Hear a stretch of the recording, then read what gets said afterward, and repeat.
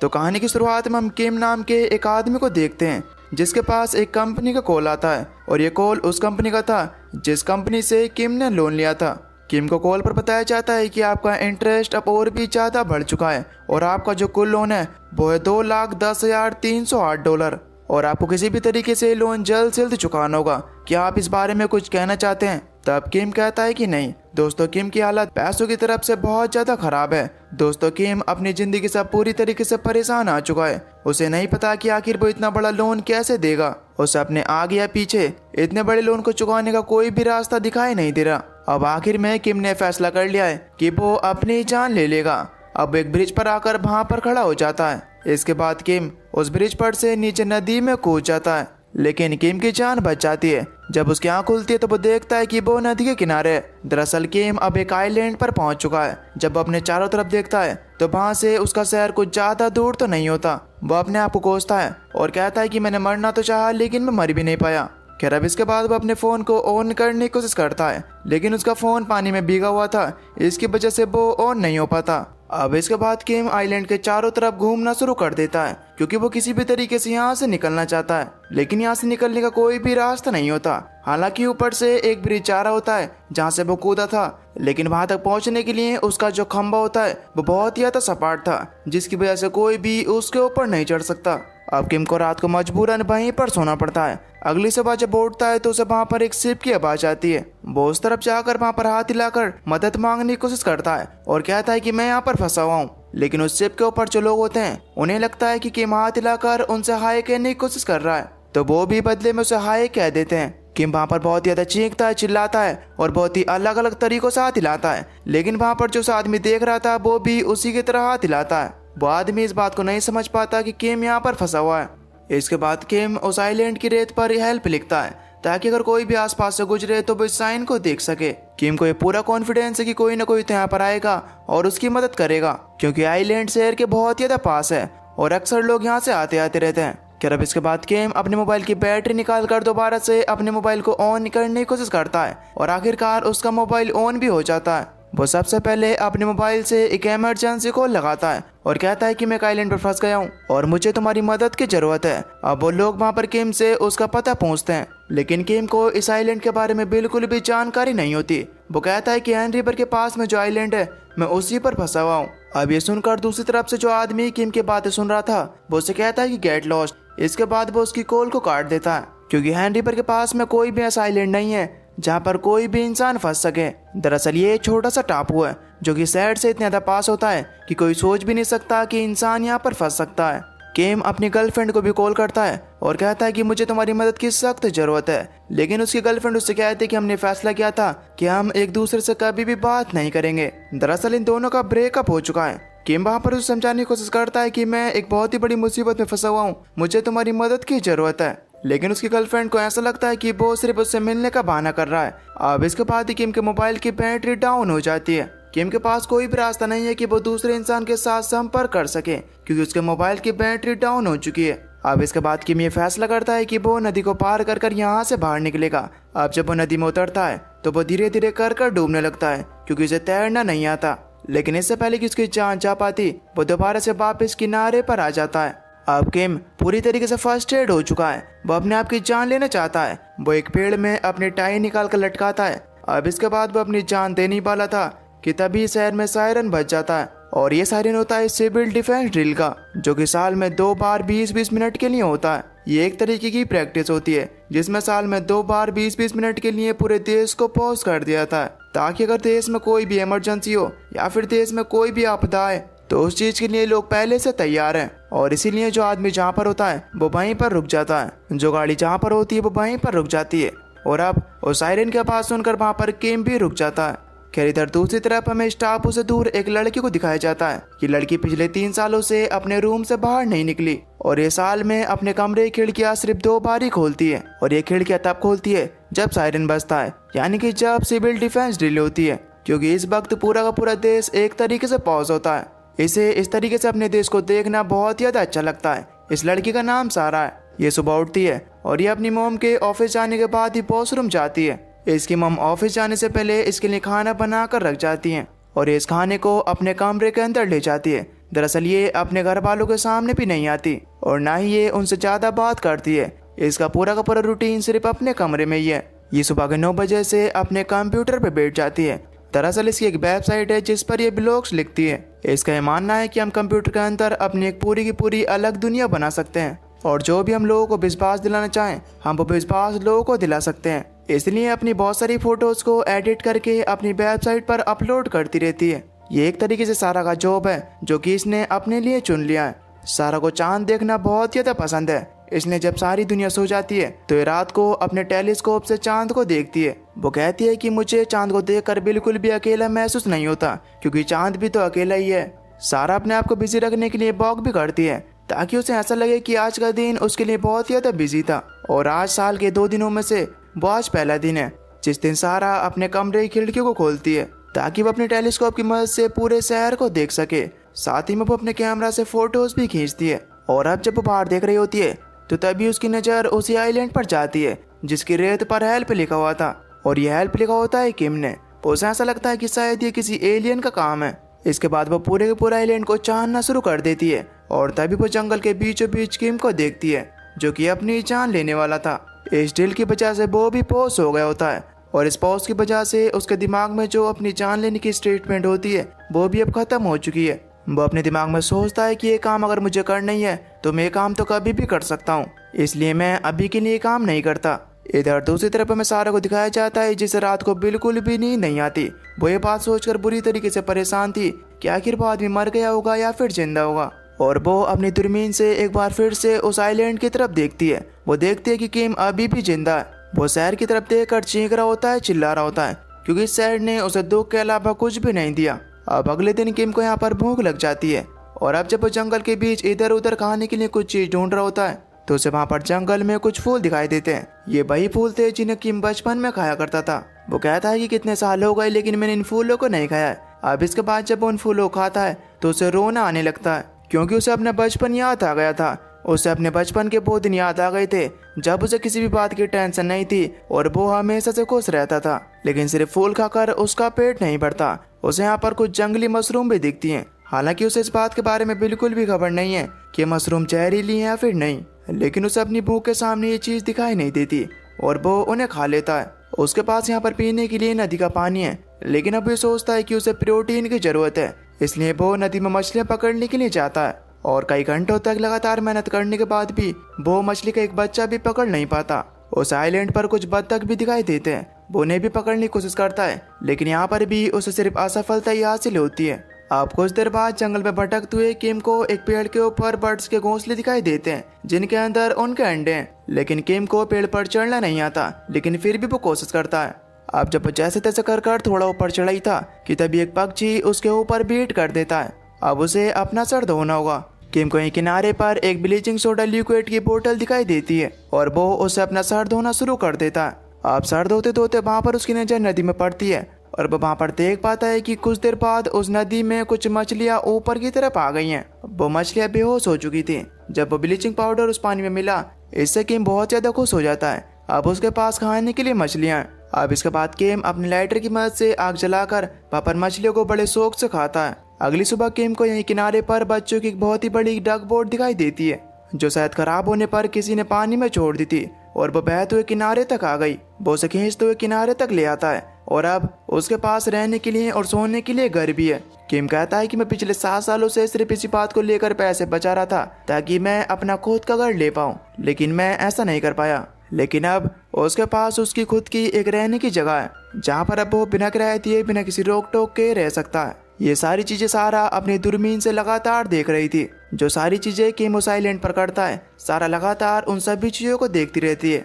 अब जब पहले किम ने इस आइलैंड पर हेल्प लिखा था वो उस हेल्प के साइन को हटाकर हेलो लिख देता है क्योंकि अब धीरे धीरे किम को यहाँ पर आइसोलेशन में अच्छा महसूस होने लगता है। यहाँ पर ना तो कोई उसे परेशान करता है और ना ही उसे कोई फोन कॉल करता है। वो जैसे जीना चाहे वैसे जी सकता है। खैर जो छोटी मोटी चीजें नदी में बहकर किनारे तक आ जाया करती थी उन्हें बीन कर किम अपनी जरूरतों का सामान पूरा करता है। उसे यहाँ पर रहते रहते अब कई दिन हो चुके हैं। एक दिन वो देखता है कि यहाँ पर किनारे पर एक बहुत ही बड़ा सिप आ रहा है। उसे देखकर वो छुप जाता है क्योंकि अब वो यहाँ से जाना नहीं चाहता।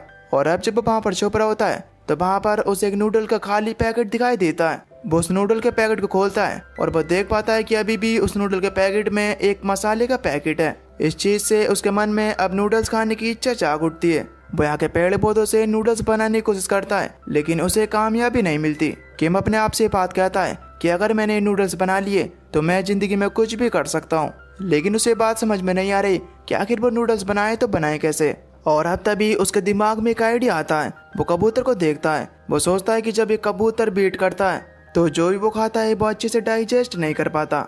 और किम अपने आप को बोलता है कि मुझे एक कबूतर की तरह सोचना होगा। इसके बाद वो कबूतर की तरह नीचे बैठकर ये सोचने लगता है कि आखिर कबूतर क्या खाते हैं। और उसके दिमाग में आता है कि कबूतर बीज खाते हैं। और अब वो उनकी जो बीट होती है उन्हें इकट्ठा करना शुरू कर देता है। और इस चीज के लिए वो अपना क्रेडिट कार्ड यूज करता है, जिसकी वजह से उसने अपने आप को खत्म करने की कोशिश की थी। अब वो कबूतर की बीट से सीड्स इकट्ठा करने के बाद एक अच्छी जगह ढूंढने लगता है जहाँ पर वो खेती कर सके। वो एक जगह को देखकर वहाँ पर बहुत ज्यादा मेहनत करता है और उसके पास जितनी भी सीड्स होती हैं वो उस जगह पर उन्हें बो देता है। लेकिन ये इतना आसान नहीं होता। वहाँ पर एक बहुत ही बड़ा पत्थर भी होता है जिसे हटाने में उसे बहुत ही ज्यादा मेहनत भी लगती है। लेकिन वो फिर भी हार नहीं मानता। वो जैसे तैसे कर उस पत्थर को वहां से हटा देता है। उसने बहुत ज्यादा मेहनत की थी, उसे बहुत ज्यादा पसीना आ रहा था। आज जब अपने पसीने को चाटता है तो उसे वो बहुत ज्यादा सॉल्टी लगता है। अब क्योंकि उसने बहुत ही लंबे समय से सॉल्ट नहीं खाई थी तो इसकी वजह से वो अपने पसीने को ही चाटना शुरू कर देता है। वो कहता है कि मैंने अपने जीवन में इससे ज्यादा सॉल्टी चीज नहीं खाई।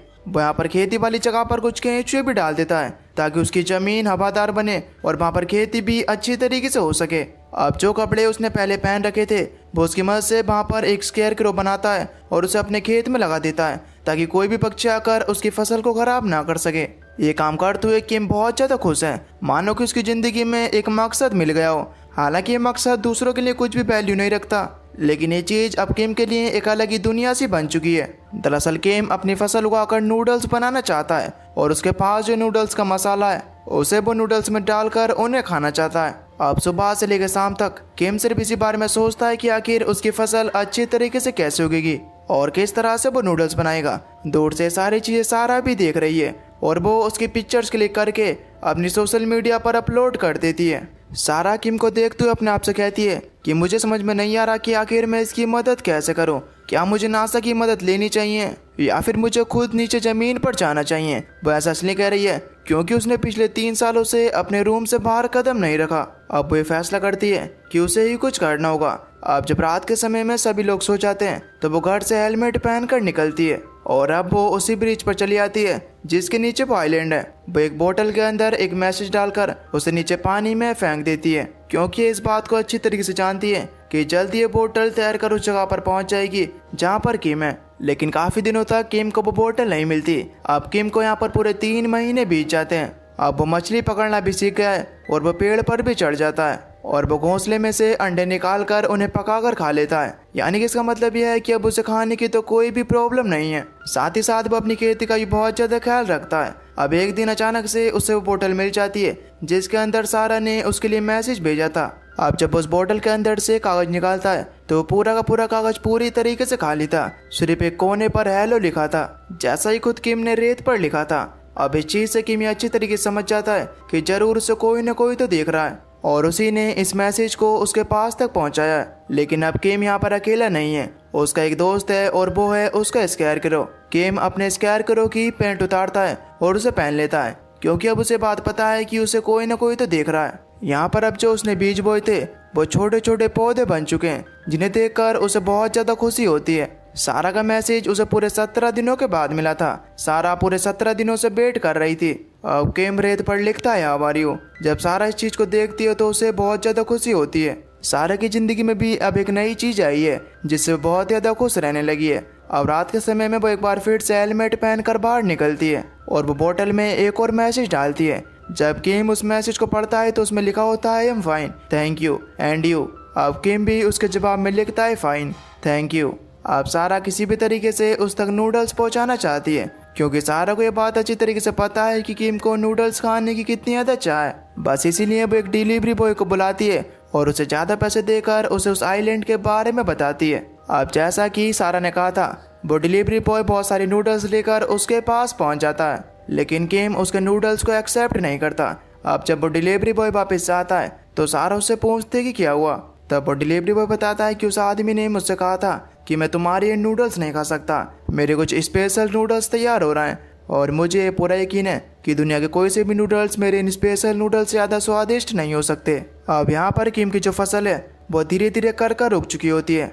अब जब एक पौधे को वहाँ पर किम देखता है तो वो कॉर्न का बीज होता है। अब जब वो पहला कॉर्न उगते हुए देखता है तो उसकी आंखों में आंसू आ जाते हैं। उस अपने जीवन में इतनी ज़्यादा खुशी कभी भी नहीं हुई। उसे लगता है कि उसने ज़िंदगी में बहुत बड़ा काम कर लिया है, उसने अपनी ज़िंदगी में बहुत ही बड़ी चीज़ हासिल की है। हो सकता है कि दूसरों के लिए बात बहुत छोटी हो, लेकिन किम के लिए ये एक बहुत ही बड़ी बात है। अब किम के जीवन से सारा के जीवन में भी बहुत ही बड़ा बदलाव आता है और वो पहली बार अपने कमरे से बाहर आती है। वो वहाँ पर अपनी मोम से कहती है कि क्या आप मेरे लिए कुछ गमले और कॉर्न के बीज ले आएंगी, दरअसल मैं कॉर्न उगाना चाहती हूँ। ये कहने के बाद वो अंदर चली आती है। अब इस बात से सारा की मोम को बहुत ज़्यादा खुशी होती है क्योंकि अब सारा का जीवन बदल रहा है, वो धीरे धीरे कर नॉर्मल हो रही है। इधर दूसरी तरफ किम के कॉर्न अब पूरी तरीके से पक चुके हैं और वो पहली बार अपनी फसल से कॉर्न तोड़ता है और वो उन कॉर्न से जैसे तैसे कर नूडल्स बनाता है। और जो मसाले का पैकेट उसने कई महीनों से अपने पास बचा कर रखा था वो मसाला उनके अंदर डालता है। और अब जब वो नूडल्स बन जाते हैं और अब जब वो उन्हें खाता है तो उसकी आंखों में आंसू होते हैं क्योंकि ये नूडल्स मैच उसके लिए कुछ नूडल्स नहीं है, बल्कि ये उसकी ज़िंदगी एक नई उम्मीद है जिसने उसे जिंदा रखा, जिसने उसे ये सिखाया कि हमें ज़िंदगी में कभी भी हार नहीं माननी चाहिए, बल्कि हमें हमेशा पॉजिटिव रहकर काम करते रहना चाहिए। अब किम को नूडल्स खाते हुए और रोते हुए दूसरी तरफ से सारा भी देख रही थी। इसके बाद वो उसके लिए एक मैसेज भी भेजती है जिसमें वो लिखती है कॉन्ग्रेचुलेसन। अब ये मैसेज पढ़ने के बाद किम भी उससे एक सवाल पूछता है। वो रेत पर लिखता है who are you and why, यानी कि तुम कौन हो और तुम मुझे मैसेजेस क्यों भेजती हो। सारा इस चीज को देख लेती है लेकिन वो इसका रिप्लाई नहीं करती। वहीं उसकी वेबसाइट पर जहां पर वो किम की स्टोरी को और अपनी कुछ चीजों को अपलोड किया करती थी वहां पर नीचे कमेंट्स होते हैं कि ये पेज फेक है क्योंकि सारा ने डीपी पर जो फोटो लगाई होती है वो उसकी खुद की फोटो नहीं होती, वो किसी और की फोटो होती है। अब जो सारे लोग सारा को फॉलो करते हैं उनमें से एक आदमी इस डीपी वाली लड़की को जानता है, इसलिए वो कमेंट्स में लिखता है कि ये पेज फेक है और वो उसके लिए गालियां भी लिखता है और साथ ही साथ में उसके और भी जो फॉलोवर्स होते हैं उससे उल्टा सीधा कहते हैं। इस चीज़ से सारा की आंखों में आंसू आ जाते हैं क्योंकि सारा ने इसके लिए काफ़ी सालों से मेहनत की थी और अब लोग उसे झूठा कह रहे हैं, इसलिए सारा पूरी तरीके से डिप्रेस्ड हो जाती है। वहीं इधर दूसरी तरफ हम आइलैंड पर दिखाया जाता है जहाँ पर किम सारा का बहुत समय से इंतजार कर रहा है लेकिन सारा उसे कोई भी रिप्लाई नहीं करती। अब जब किम अकेला बैठा होता है तो वहाँ पर बारिश होना शुरू हो जाती है। धीरे धीरे कर ये बारिश एक तूफान का मोड़ ले लेती है। इस चीज़ से किम की जितनी फसल होती है वो पूरी तरीके से तबाह हो गई और उसकी जो डक बोट होती है जिसके अंदर वो रहता है, जो उसका घर है, वो भी अब पानी में बहना शुरू हो जाती है। लेकिन किम उसे जैसे तैसे कर पकड़ता है क्योंकि वो किसी भी कीमत पर अपने घर को नहीं छोड़ना चाहता। लेकिन पानी का बहाव इतना ज़्यादा तेज होता है कि वो भी उससे छूट जाती है, यानी कि अब उसका सब कुछ तबाह हो चुका है। खैर अब इसके बाद अगली सुबह जब सारा उसकी तरफ देखती है तो वहाँ पर वो बिल्कुल उदास बैठा होता है। अब तभी अपने पीछे से किम को किसी चीज का रिंग होने की आवाज आती है। जब वो अपने पीछे मुड़कर देखता है तो वहाँ पर गवर्नमेंट के 2 एम्प्लॉय थे जो कि इस जगह को ठीक करने के लिए और साफ करने के लिए आए। उन्हें देखकर किम भागना शुरू कर देता है क्योंकि वो यहाँ से नहीं जाना चाहता। वो लोग भी उसका पीछा करते हैं लेकिन किम अब जब थोड़ी दूर और भागता है तो वहाँ पर उसे और ज्यादा वर्कर दिखाई देते हैं। वो सभी लोग वहाँ पर किम को पकड़ लेते हैं। वो उससे कहते हैं कि यहाँ पर आना मना है, तुम यहाँ पर कैसे आए। किम उनसे बहुत ज्यादा रिक्वेस्ट करता है और कहता है कि प्लीज मुझे यहाँ पर रहने दो, लेकिन वो ऑफिसर्स उसे उसके कपड़े पहनाकर उसे नाव में सवार कर देते हैं और अब किम से उसकी छोटी सी दुनिया जो कि उसने यहाँ पर बनाई थी वो भी छीन ली गई है। दूसरी तरफ से सारा भी ये सारी चीजें देख रही होती है लेकिन वो कई सालों से दिन के टाइम अपने घर से बाहर नहीं निकली थी, इसलिए वो जल्दी से घर से बाहर निकल कर भागती है और वो पागलों की तरह उस तरफ दौड़ना शुरू कर देती है जहाँ पर उसे किम मिल सकता है। इधर किम को सड़क पर छोड़ दिया होता है और वो बस के आने का इंतजार कर रहा था। अब वहाँ पर बस भी आ जाती है। अब जब किम उस बस के अंदर चल रहा होता है तो सारा उसे वहाँ पर देख लेती है। सारा जल्दी से अपनी पूरी ताकत लगाकर बस की तरफ भागती है लेकिन तब तक बस वहाँ से निकल गई थी। हालांकि सारा उसका पीछा करने की बहुत कोशिश करती है लेकिन अब कुछ समय में बस बहुत आगे निकल गई थी। किम और सारा हमेशा के लिए एक दूसरे से अलग हो गए। सारा ने भी अब ये मान लिया है कि अब वो किम से दोबारा कभी भी नहीं मिल पाएगी। लेकिन अब तो वहाँ पर एक अलार्म बजता है और ये अलार्म होता है सिविल डिफेंस ड्रिल का, जो कि साल में 2 बार होता है और इस समय पूरा देश 20 मिनट के लिए पूरी तरीके से फ्रीज हो जाता है। अब इस चीज से सारे समझ जाते कि वो बस भी रुक गई होगी, इसलिए वो जल्दी से उस बस की तरफ भागती है और वो उस बस के अंदर चढ़ जाती है। वहाँ पर किम उसे बड़े ध्यान से देखता है। सारा उसके पास जाकर उसे कहती कि माई नेम इज सारा, हु आर यू। इस क्वेश्चन से वहाँ पर किम समझ जाता है कि वही लड़की है जो कि मुझे मैसेज भेजा करती थी। किम को भी उससे मिलकर बहुत ज्यादा अच्छा लगता है और अब तभी एक बार फिर से सायरन बजता है क्योंकि 20 मिनट पूरे हो चुके हैं।